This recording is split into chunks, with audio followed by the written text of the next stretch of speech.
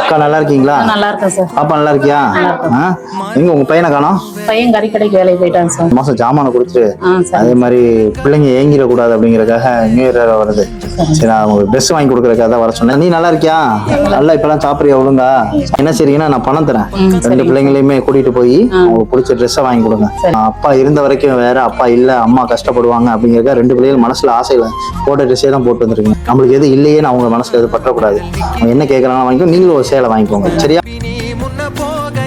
எவ்வளவு சீக்கிரம் உங்க வாழ்க்கை மாறும் உழைப்புக்கு கண்டிப்பா என்னோட வாழ்த்துக்கள். சரியா?